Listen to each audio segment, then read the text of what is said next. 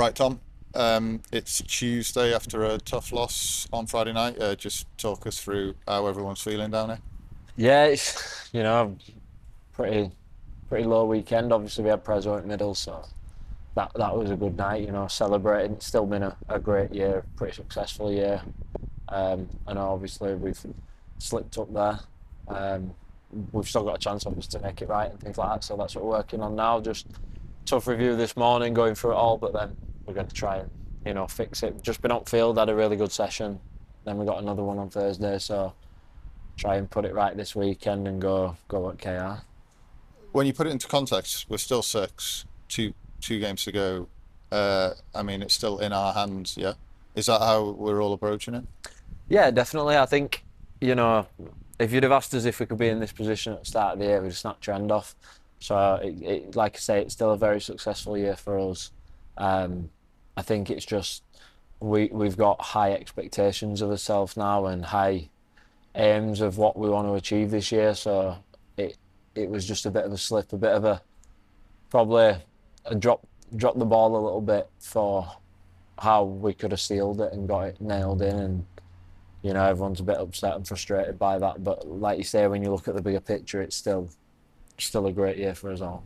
What's it like for yourself? I think you reached Super Eights maybe 3 years in a row with Trin, uh, earlier in your career, Yeah, but then not whilst here anyway. Nothing since. What's it like to see the club back there, like challenging and in those areas? yeah, it's great. It's like I say, it's year one, and we've already, you know, we're pushing into playoffs and trying to seal that spot, and then it's just building. Like everything, Matt, the Ellis family, um, Pauli, and everyone had told me we were going to try and do and achieve.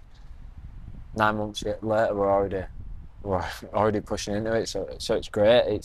It's amazing, and I think them years when we probably got in the Super Eights, we overachieved, and then when we got in there, it's not looking back at history that we were the whipping boys in that scenario. Whereas this time, I don't think we have overachieved. I think actually we've done well, but I think we could have done better. We've had a couple of key losses which we shouldn't have probably got. So in this situation, yeah, we're really happy where we're at, but we're also a bit frustrated.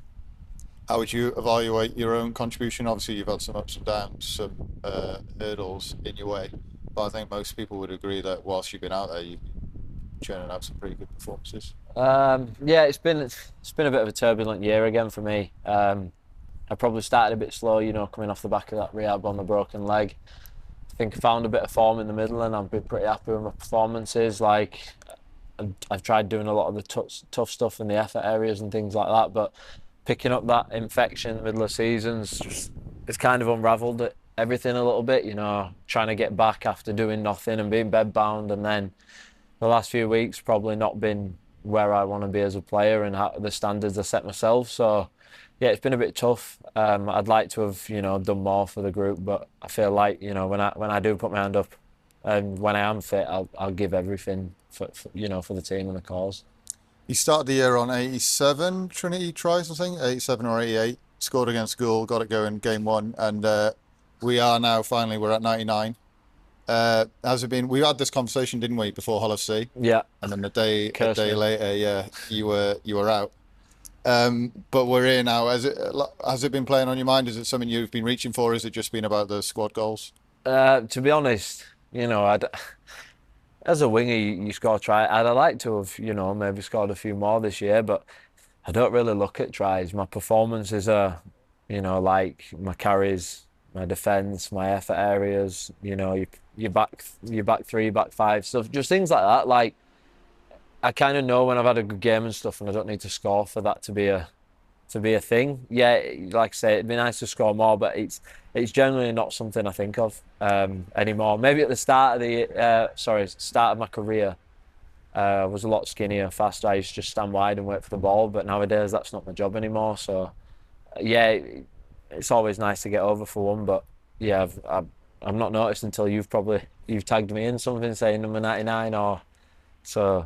Yeah, but hopefully there's not as big a gap between them this time with a 7-week layoff. You're 14th in the all-time list, Trinity list. Like I say, with 99. I think the last person to score 100 was Andy Mason in 1993. So it's a long time away.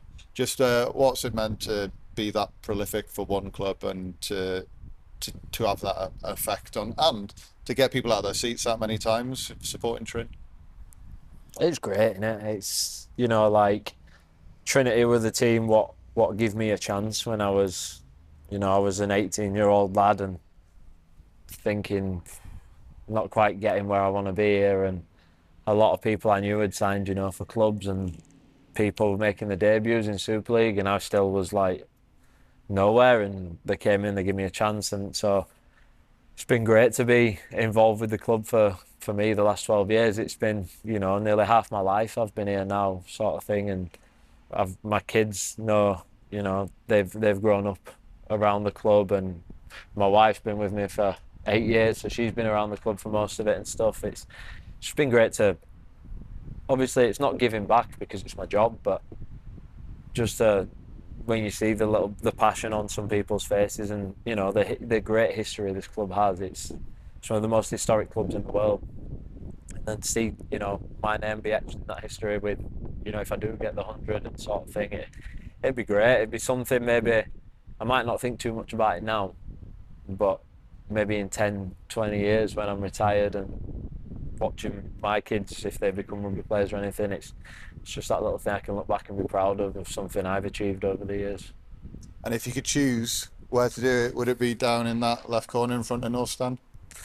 I wouldn't mind it being under sticks, to be honest, with a nice full lengther, just cruising under sticks. But yeah, wherever, you know, if it, preferably at this end, you know, where everyone, you can enjoy it with everyone, and it'd be great. But or that corner just for, that's where all my family sit.